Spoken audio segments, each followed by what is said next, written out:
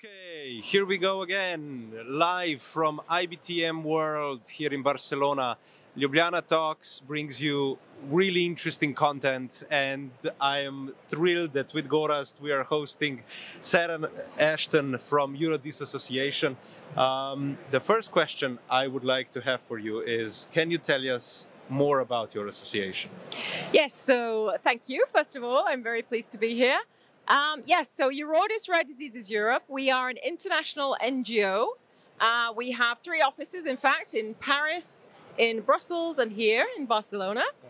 And we really represent the patient, so the rare disease patient. We are a patient organization, and we're really their voice. So the 3 keywords we use to describe our organization is advocacy. So we really, at our core, we want to shape policy, so better access, better research, better screening for rare diseases, so to shape future policy.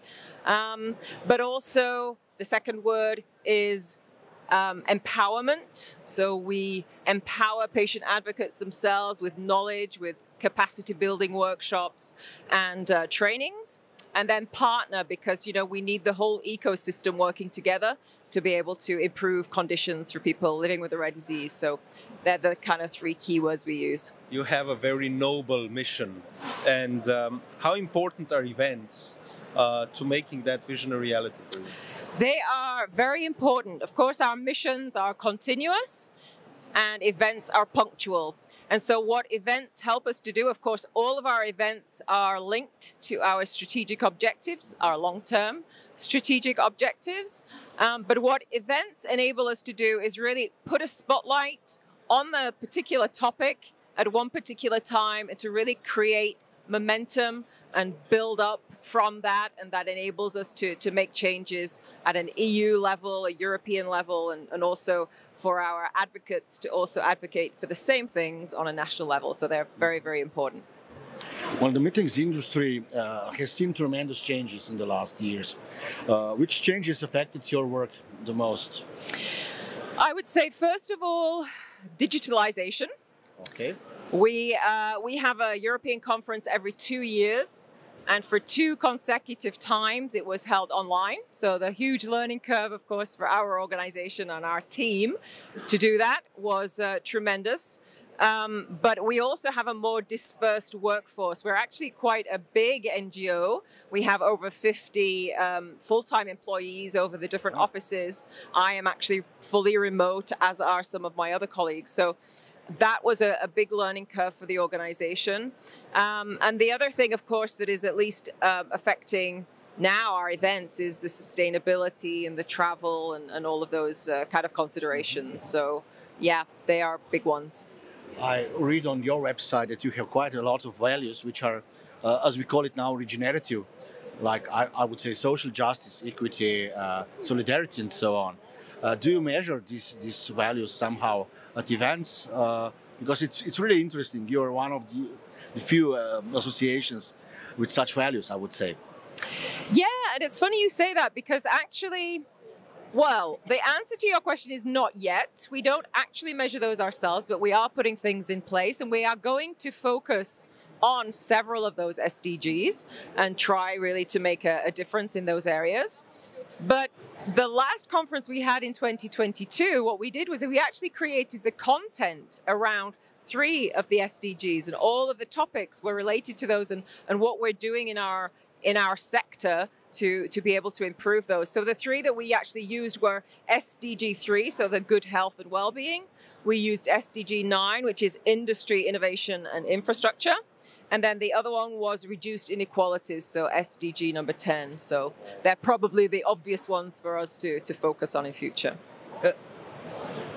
I have a very, let's say, convention bureau question. Mm-hmm. Something that we've been discussing with a lot of associations is, do you actually reflect these values and expectations in the RFP? We do, and we're starting to. We've actually just added, in fact, a paragraph about healthy venues. So what we're trying to do is work with healthy venues. There is an actual accreditation that you can get for that. But in general, we're looking for more sustainable venues for sure. And when we consider that, we're considering several different things, but waste management, energy, water, all of those sorts of things are just a few. I mean, we touched on this briefly, where the association is now and the values. Do you see that there was a change before COVID to now in how you do events and what you expect of them? Absolutely. It's been an accelerator for us for sure. I mean, we were always conscious of it, but it's only really now that we're being more practical and starting to implement things. So yeah, I think it was definitely an accelerator for us. Yeah. And what is the future of the industry by your experience actually? What will future look like actually? And of course, we need to touch this topic about AI and artificial intelligence in regards with that. So. Well, the first example of that for us, the future is hybrid, really. What we're doing is next year, our conference will be hybrid, which we have not done before. And in order to enable that to happen, because we all know the challenges of hybrid and the additional costs, we're doing a few things. So we are, first of all, limiting, in fact, the number of people in person and trying to increase the number of people online. What we're finding in terms of challenges are we are therefore gathering fewer people together, but we want during those meetings to have more transformational discussions, transformational outcomes. So impact and legacy are being talked about and are much more important, are really being embedded into the program from the beginning. But that also means we need different types of spaces. So we may only be 200-300 people in person, but we need much bigger rooms because we need space to move, to talk to each other, tables and chairs. So that is a challenge we're finding with venues, in fact, is, we're almost paying double for, half the people or the same amount of people. So that's a bit of a problem for us, yeah. What would you advise to somebody who wants to make a sustainable event? What matters to you actually? And what is important for somebody who wants to create a sustainable event? So I was talking, actually, I'm a part of the ESAA, the European Society of Association Executives, and they've just created a working group actually to start talking about this. And the 4 pillars that they talk about in terms of sustainable events are travel and accommodation, first of all, reducing the emissions, let's say, from those 2 areas. The second is production and waste management. The third one is around food and food waste. And then the fourth is energy consumption. So anyone looking into it, I would say those are the 4 main areas to be looking at. I think you have a very, let's say, very up-to-date way of looking and running an association. I think that's really valuable because there's a lot of conversations about exactly, what you're talking about. But let's say a lot of our conversations with meeting planners or organizers of events or whatever, they are trying to go in the other direction, saying, digital is dead, hybrid, we don't want to do hybrid, it's all about live events. But you're doing something that is going in the opposite direction because from what I gather is you found it valuable because you can create a more democratic approach to whatever you're trying to say. Exactly, because when we talk about DEI, we're talking about inclusivity. So we have people in our community who are vision impaired or hearing impaired, or they have physical disabilities, or they are in wheelchairs, for example, so reduced mobility. And so we really need to be making our events accessible to everyone. And so coming back to the AI point, at our next conference, we're also having closed captioning, not only in English, so that the English version will be a live translator actually correcting. And then from that, we are able to translate that into using AI into up to 12 languages we will be providing. So, working with technology to really enable you to broaden your outreach. Already with hybrid, that's what we're doing in terms of geographical reach. But then imagine that, multiplied by 12 by, the different languages we're also proposing. So, yeah, I think it all goes together. I'm not saying it's easy, but it hopefully will all come together. You're really tapping into the possibilities provided by technology. You mentioned AI briefly. We talk about AI a lot. Is there other places where you see AI actually helping you run your association and do events? For events? As well, but also running the association. Yes, we're using a lot more technology in general, of course, in our organization.